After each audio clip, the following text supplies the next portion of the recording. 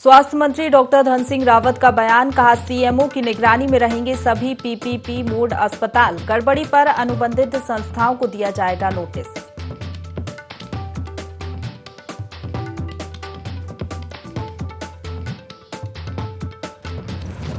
आय से अधिक संपत्ति मामले में रामविलास यादव से आज फिर पूछताछ, विजिलेंस की टीम करेगी पूछताछ।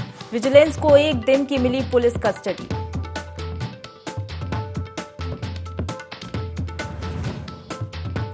उत्तराखंड में 30 सितंबर तक सभी सरकारी कर्मचारियों की छुट्टी पर लगी रोक, मुख्य सचिव एसएस संधू ने जारी किए निर्देश। मंगलौर में कावड़ यात्रा को सफल बनाने पुलिस प्रशासन ने कसी कमर, ढाबे स्वामियों के लिए बैठक, कहा यात्रा के दौरान परोसा जाए सिर्फ शाकाहारी भोजन। लोहाघाट के व्यापारियों ने उठाई बिना सत्यापन फेरी लगाने वालों पर रोक की मांग, प्रशासन ने नगरपालिका को दिए फेरी लगाने वालों के सत्यापन के निर्देश।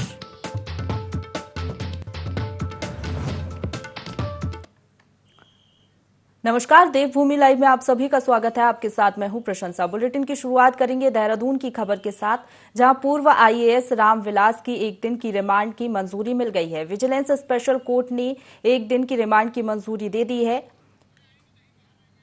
अब विजिलेंस की टीम पूछताछ करेगी। आय से अधिक संपत्ति के मामले में पूर्व आईएएस रामविलास यादव निलंबित हैं। विजिलेंस के सामने बेटा बेटी नहीं दे पाए थे सही जवाब, पत्नी भी विजिलेंस के सामने पेश नहीं हुई थी और आज रामविलास से पूछताछ की जाएगी।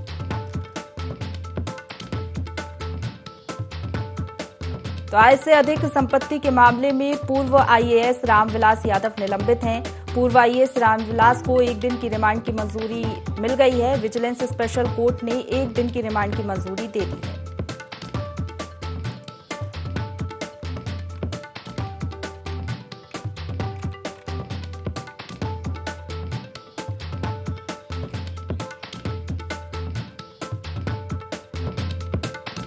तो चलिए इसी पर ज्यादा जानकारी के साथ हमारे साथ principal correspondent Kailash Bisht live जुड़ गए हैं।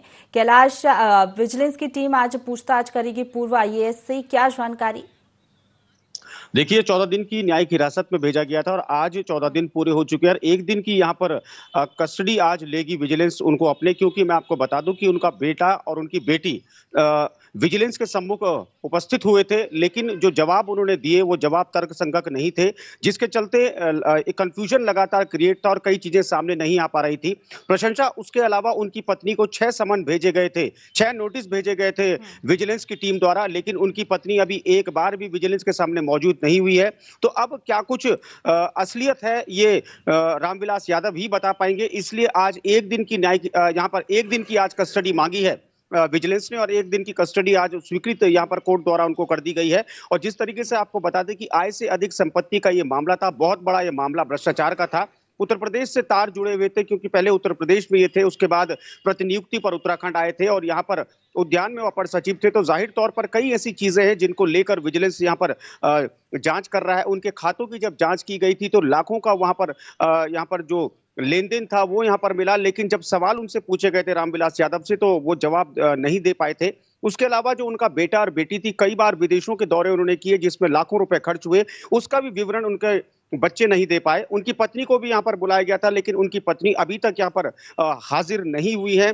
उन्होंने अपनी उपस्थिति दर्ज नहीं कराई है विजिलेंस दफ्तर में, जिसके चलते अब विजिलेंस ने एक बार फिर से रामविलास यादव से पूछताछ करने की ठानी है और आज ये पूछताछ यहाँ पर की जाएगी और उम्मीद यही की जा रही है कि कई बातों का आज खुलासा हो सकता है, क्योंकि जब उन पर छापेमारी की गई थी उनके सभी ठिकानों पर, तो विजिलेंस की टीम को कई अहम दस्तावेज उनके घर से बरामद हुए थे, जिन अहम दस्तावेजों को जो उसके अलावा जो बैंक डिटेल्स थी वो सभी यहाँ पर मौजूद हैं विजिलेंस के पास और उन्हीं तमाम चीजों की छानबीन की जा रही है, क्योंकि 550% से अधिक आय का ये मामला है जो अपने आप में एक बहुत बड़ा मामला है। तो जाहिर तौर पर आज पूछताछ होगी और कुछ महत्वपूर्ण चीजें सामने आ सकती है। बिल्कुल, पूछताछ कब तक शुरू हो जाएगी?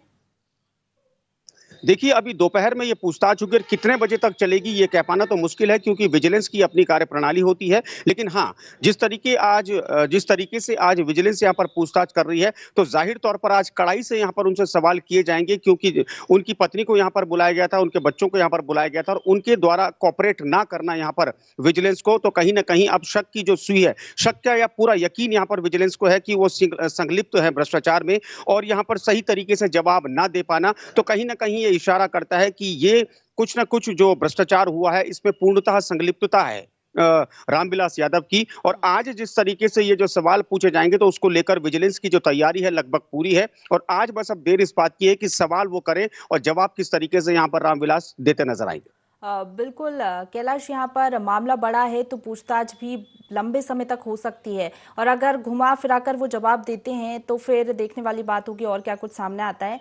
लेकिन क्या वापस से उनके फैमिली मेंबर्स को बुलाया जा सकता है पूछताछ के लिए? देखिए, बिल्कुल यहाँ पर जिस तरीके से बात करें, क्योंकि छोटा मामला नहीं है, मैंने आपको बताया कि 550% से अधिक आय का ये पूरा मामला है, और उसके ऊपर से एक आईएएस है वो, तो जाहिर तौर पर ये मामला और भी यहाँ पर महत्वपूर्ण हो जाता है। और विजिलेंस की टीम लगातार छापेमारी कर रही थी, क्योंकि अगर मैं आपको बता दूं कि उत्तर प्रदेश में जब वो लखनऊ प्राधिकरण में वो कार्य कर रहे थे, तभी से उन पर भ्रष्टाचार के आरोप लगे थे। उसके बाद प्रतिनियुक्ति पर वो उत्तराखंड आते हैं, और यहाँ पर भी उनका चोली दामन का साथ भ्रष्टाचार का रहता है। और जब उत्तर प्रदेश से ये कार्रवाई शुरू हुई तो उत्तराखंड तक ये कार्रवाई पहुंची, और जब विजिलेंस ने कार्रवाई अपनी शुरू की थी, छापेमारी शुरू की थी, तो उत्तराखंड के साथ साथ उत्तर प्रदेश के भी कई ठिकानों पर, अहम ठिकानों पर एक साथ छापेमारी की गई थी। कई अहम दस्तावेज यहां पर बरामद किए गए थे। तो कुल मिलाकर ये कहा जा सकता है कि अगर आज संतुष्ट नहीं होती विजिलेंस, तो दोबारा विजिलेंस यहां पर परमिशन लेगी कोर्ट से, और उनके जो बच्चे हैं और उनकी जो पत्नी है उनको तब तक यहां पर बुलाया जाएगा जब तक दूध का दूध और पानी का पानी साफ नहीं हो जाता।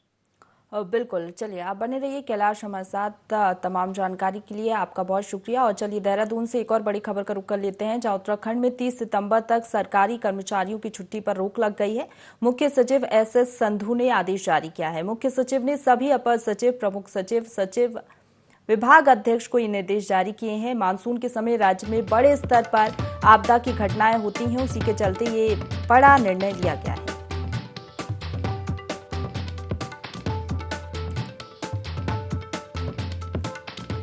तो चलिए इसी पर ज्यादा जानकारी के साथ हमारे साथ प्रिंसिपल करस्पॉन्डेंट कैलाश लाइव बने हुए हैं। कैलाश, उत्तराखंड में 30 सितंबर तक सरकारी कर्मचारियों की छुट्टी पर रोक लगा दी है। जिस तरीके से हम देख रहे हैं उत्तराखंड में मानसून की दस्तक और मूसलाधार बारिश हो रही है, उसी के चलते ये निर्देश जारी किए गए हैं।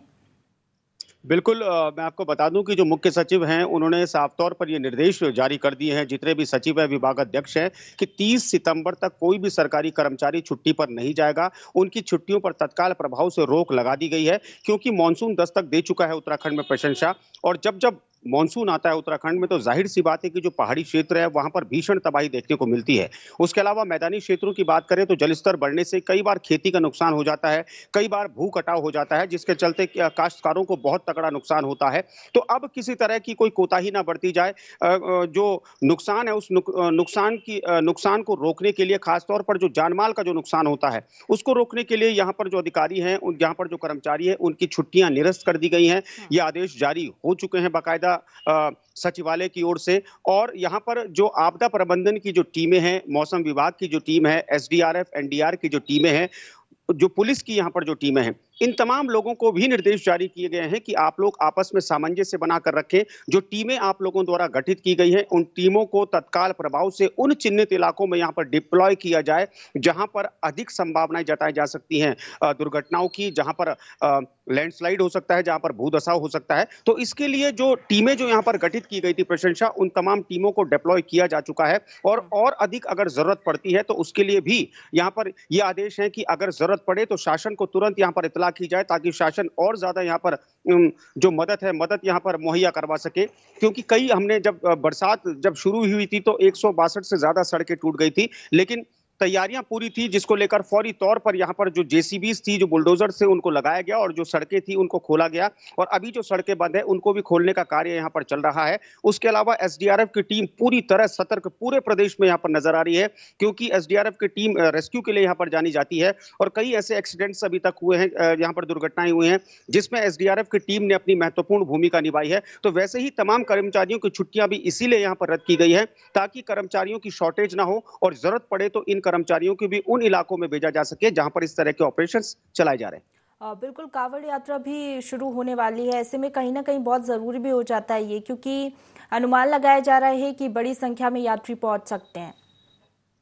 बिल्कुल, देखिए इस वक्त जो कांवड़ यात्रा होगी बहुत बड़ी ये यात्रा होने इसलिए जा रही है क्योंकि 2 साल से कोरोना काल चल रहा था। कोरोना काल के बाद पहली बार चारधाम यात्रा भी हुई है और पहली बार कांवड़ यात्रा भी अब ऑर्गेनाइज हो रही है उत्तराखंड में और इसको लेकर हरिद्वार और ऋषिकेश में पूरी तरीके से यहाँ पर चाहे यातायात की बात करें, सुरक्षा दृष्टि की बात करें, हर तरीके से प्रशासन अलर्ट मोड पर है। और प्रशंसा मैं आपको बता दूं कि 4 करोड़ का अनुमान है इस वक्त जो कांवड़िए यहाँ पर उत्तराखंड आएंगे, तो 4 करोड़ की संख्या कम संख्या नहीं, बहुत बड़ी संख्या है। इसीलिए यहाँ पर कुछ दिनों पहले जो उत्तराखंड के जो डीजीपी हैं अशोक कुमार, उनके द्वारा यहाँ पर मीटिंग्स की गई थी अन्य राज्यों के पुलिस कर्मियों से, उनको यहाँ पर निमंत्रण भेजा गया था और यहाँ पर मीटिंग हुई थी देहरादून में कि किस तरीके से यहाँ पर आपस में सामंजस्य बनाया जाएगा। तो सिर्फ उत्तराखंड ही नहीं बल्कि अन्य राज्यों की पुलिस भी उस वक्त तैनात रहेगी और ये जिम्मेदारी सबकी सामूहिक रूप से बनेगी कि किसी भी तरह चारधाम यात्रा के साथ साथ जो आने वाली अब जो कांवड़ यात्रा है उसको सफल बनाया जा सके। जी चलिए, बहुत शुक्रिया आपका कैलाश हमारे साथ जुड़ने के लिए और तमाम जानकारी साझा करने के लिए। तो देहरादून से एक और खबर का रुख कर लेते हैं, जहां स्टार्टअप रैंकिंग की लीडर कैटेगरी में उत्तराखंड चौथे स्थान पर पहुंचा है। नई दिल्ली से जारी आंकड़े के मुताबिक उत्तराखंड चौथे नंबर पर पहुंच गया है। ये पहला मौका है जब उत्तराखंड इस स्तर पर पहुंचा है। सोमवार को उद्योग वाणिज्य मंत्री पीयूष गोयल ने देश के स्टार्टअप रैंकिंग जारी किया है और उसमें पहले 3 राज्य में असम, पंजाब, तमिलनाडु शामिल है। एक बड़ी उपलब्धि है ये उत्तराखंड के लिए। स्टार्टअप रैंकिंग की लीडर कैटेगरी में उत्तराखंड चौथे स्थान पर पहुंचा है। नई दिल्ली से जारी आंकड़े के मुताबिक उत्तराखंड चौथे नंबर पर पहुंचा है। ये पहला मौका है जब उत्तराखंड इस स्तर पर पहुंचा है। सोमवार को आपको बता दें, उद्योग वाणिज्य मंत्री पीयूष गोयल ने देश के स्टार्टअप रैंकिंग जारी किया और उसमें पहले 3 राज्य में असम, पंजाब, तमिलनाडु शामिल हैं। वहीं चौथे स्थान पर उत्तराखंड आ पहुंचा है।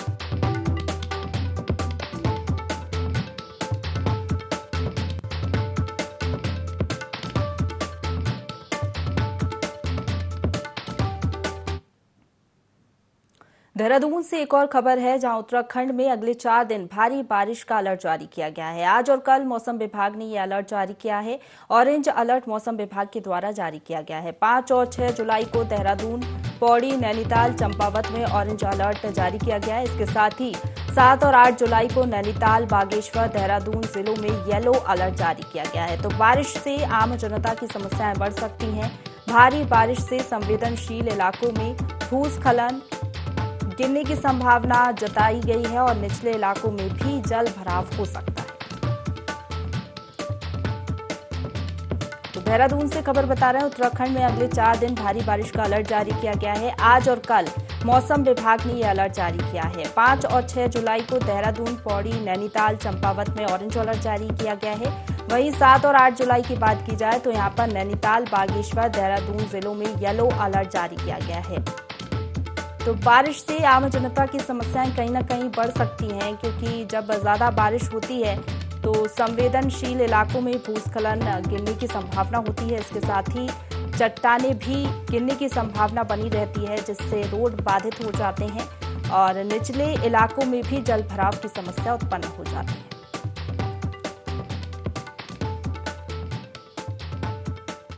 उत्तराखंड के चिकित्सा शिक्षा मंत्री डॉक्टर धन सिंह रावत ने स्वास्थ्य महानिदेशालय में पीपीपी मोड में संचालित अस्पतालों की व्यवस्था में सुधार को लेकर क्षेत्रीय विधायकों और विभागीय अधिकारियों के साथ समीक्षा बैठक ली, जिसमें उन्होंने अनुबंधित अस्पतालों में आने वाले मरीजों को बेहतर इलाज की सुविधा दिए जाने को लेकर अधिकारियों को निर्देश दिए।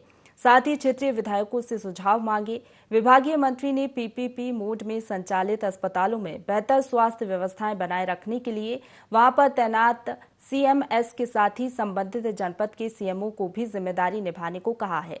उन्होंने कहा कि यदि पीपीपी मोड अस्पताल के संचालन में किसी भी प्रकार की लापरवाही सामने आती है तो उस जनपद के सीएमओ को संबंधित अस्पताल के संचालकों को नोटिस जारी कर स्पष्टीकरण मांगने का अधिकार होगा।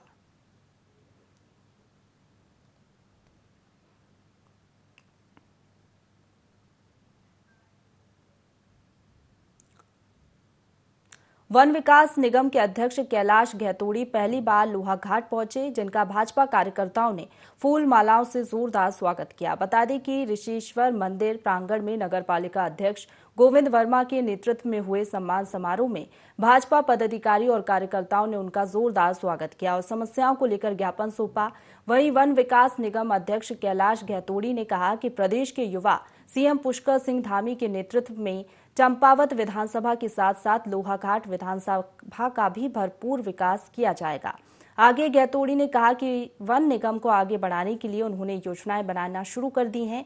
1 वर्ष के भीतर ही वन निगम का कायाकल्प नजर आएगा। साथ ही उन्होंने कहा कि उत्तराखंड की लकड़ी पूरे देश में प्रसिद्ध है। उन्होंने कहा वन निगम इन बहुमूल्य सूखी लकड़ियों का फर्नीचर बनाकर एक ब्रांड के साथ बाजार में उतारेगा, जिससे वन निगम की आय बढ़ने के साथ साथ लोगों को रोजगार भी मिलेगा। इस दौरान वन निगम अध्यक्ष कैलाश गहतोड़ी ने ऋषिश्वर मंदिर परिसर में स्वर्गीय माता जी को याद में बनाए गए रसोई घर का भी शुभारंभ किया। हमारी जितनी बैठकें हुई हैं अधिकारियों के साथ, लगातार मीडिया के माध्यम से भी आपने जाना होगा, क्योंकि हमने एक दिन भी नौकरी नहीं की है, हमेशा ही बिजनेस किया है, तो हम जानते हैं कि नियोजन क्या होता है और किस तरीके से मैक्सिमम जो है उत्पादन हम कर सकते हैं। और कई और अपॉर्चुनिटीज हमारे पास हैं वन विकास निगम में, और हमने कुछ आइडियाज जो है शेयर किए हैं और कुछ आइडियाज हमने अपने अधिकारियों से भी लिए हैं। हम बहुत सारे नए काम वन निगम में करने जा रहे हैं और निश्चित मानिए कि साल भर के अंदर जो वन निगम आज देख रहे हैं आप, उसमें कई सारे परिवर्तन होते भी आपको दिखेंगे।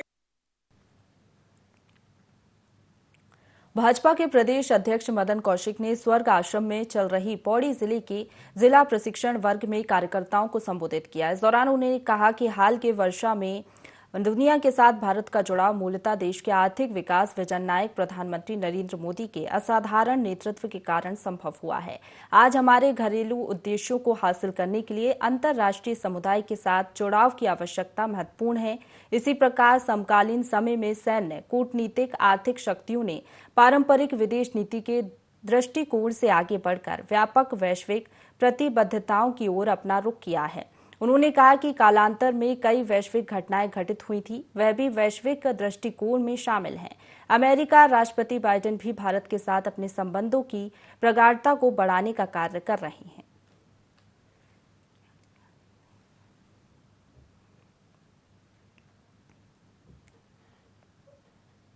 लोहाघाट क्षेत्र के व्यापारियों ने नगर और ग्रामीण क्षेत्रों में बिना सत्यापन के फेरी लगाकर घटिया माल बेचने वाले बाहरी लोगों पर रोक लगाने की मांग प्रशासन से की है।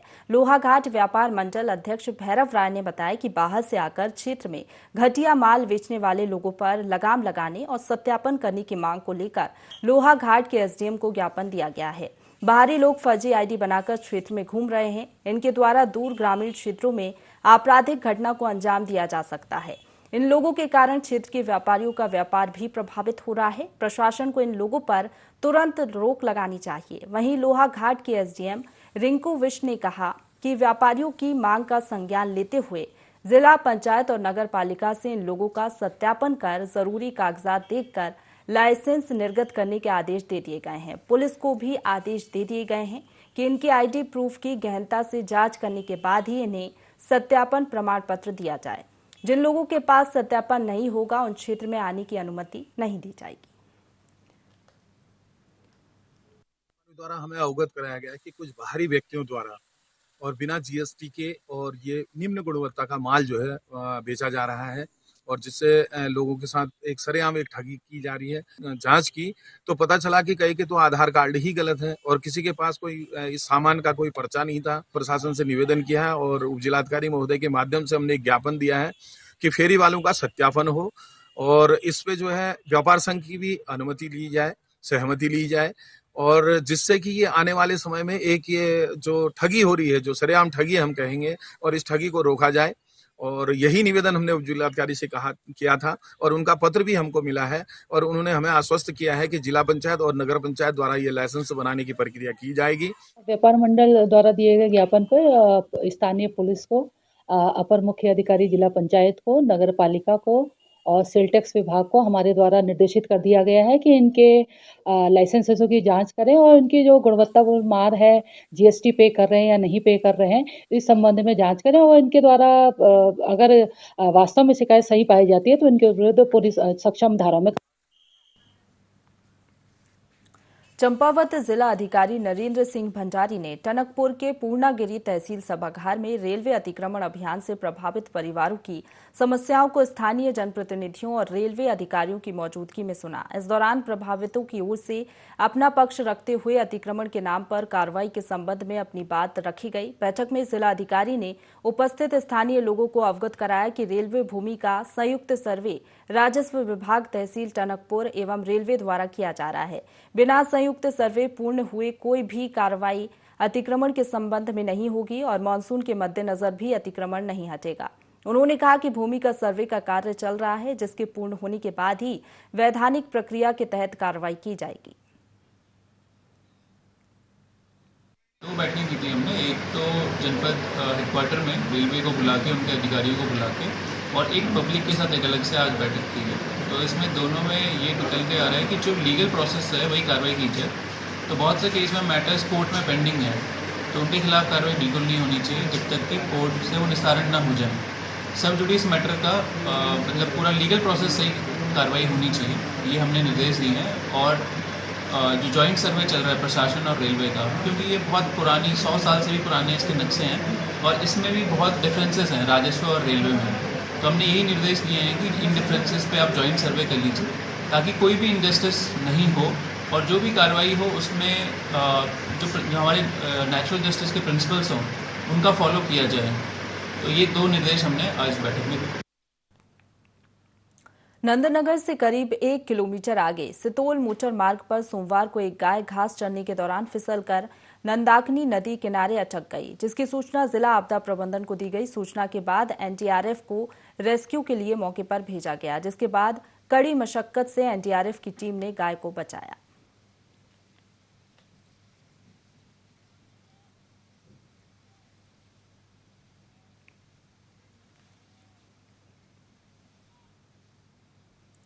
कर्णप्रयाग ग्वालदम नेशनल हाईवे पर एक कार दुर्घटनाग्रस्त हो गई। कार अनियंत्रित होकर सड़क पर ही पलट गई। इसकी सूचना मिलते ही पुलिस मौके पर पहुंची और कार के अंदर फंसे वाहन चालक को रेस्क्यू कर बाहर निकाला। इस दुर्घटना में वाहन चालक को गहरी चोटें लगी हैं, लेकिन बड़ी अनहोनी होने से टल गई है। पुलिस ने घायल को कर्णप्रयाग अस्पताल में भर्ती कराया है, जहां उसका इलाज चल रहा है। वाहन गैरसैंण से ग्वालदम जा रहा था।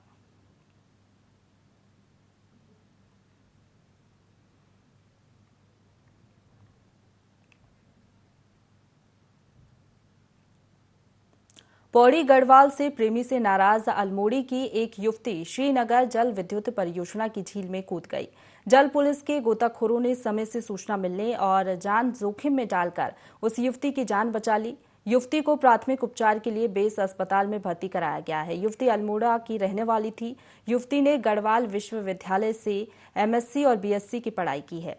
वहीं अपनी डिग्री निकालने के लिए श्रीनगर गढ़वाल पहुंची थी। पुलिस की माने तो युवती का किसी लड़के के साथ प्रेम प्रसंग चल रहा था। इसी बीच किसी बात को लेकर युवती प्रेमी से नाराज हो गई, लिहाजा वह नाराज होकर नदी में कूद गई थी।